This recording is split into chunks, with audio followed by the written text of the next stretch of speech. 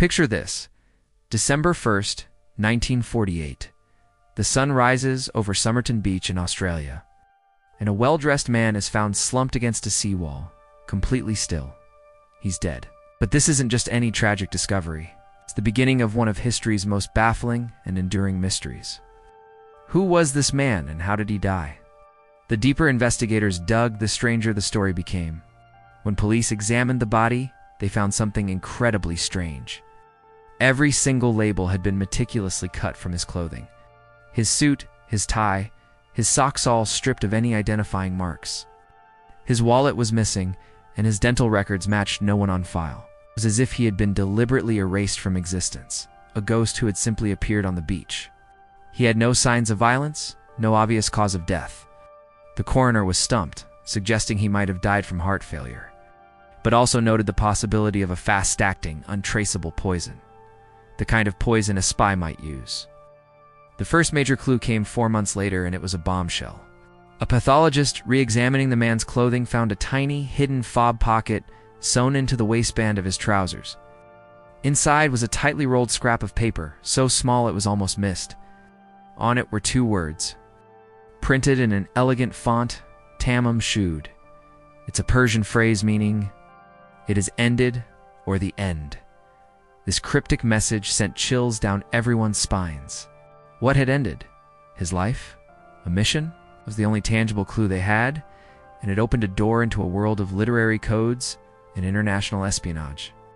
Where did this mysterious slip of paper come from?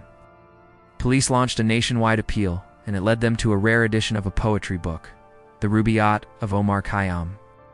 A local man came forward, explaining he'd found the book tossed into his car around the time the Somerton Man was discovered. And when they examined it, they found the last page, which should have contained the phrase, Taman Shud, had been torn out. The scrap from the man's pocket was a perfect match. The mystery was deepening. This wasn't a random death. It was a carefully orchestrated event, with clues left like breadcrumbs in a spy novel. But the book held even more secrets. On its back cover, written faintly in pencil, was a series of letters that looked like a coded message. 5 lines of seemingly random capital letters. Top cryptographers from the military and intelligence agencies were brought in, but no one could crack it.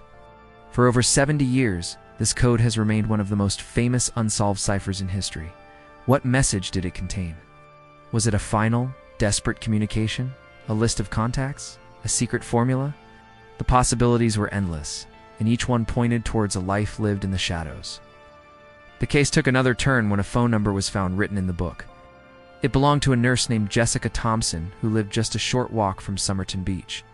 When questioned, she was visibly distressed and almost fainted at the sight of a plaster cast of the man's face. She denied knowing him, yet her evasiveness made police suspicious. She admitted to giving a copy of the Rubaiyat to a man named Alfred Boxall during World War II. For a moment, it seemed the case was solved. But then they found Alfred Boxall alive and well, with his copy of the Rubaiyat, the final page still intact. So, who was the dead man on the beach? And why did Jessica Thompson react so strongly? Her daughter later claimed she believed her mother was a spy, and that the Somerton Man was her lover and the father of her son. For decades, the man's identity remained a complete mystery. He was known only as the Somerton Man, but technology finally caught up with this Cold War puzzle. In 2022, a breakthrough.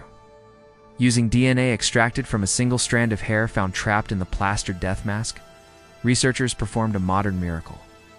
Forensic genealogist Derek Abbott, who had dedicated years to the case, finally traced the man's family tree. He announced a name, Carl Charles Webb, an electrical engineer and instrument maker from Melbourne. Born in 1905, Webb had a history of writing poetry and a fondness for betting on horses, which might explain the code-like scribbles, but this revelation only raised more questions.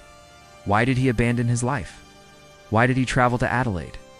And most importantly, how did he die?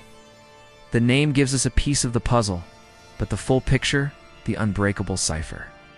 The poison, the potential connection to Jessica Thompson remains shrouded in mystery. The story of the Somerton Man is far from over. It's a chilling reminder that even in our modern world, some secrets refuse to be told. Thanks so much for watching. If you're fascinated by mysteries like this, make sure to hit that like button, subscribe to the channel.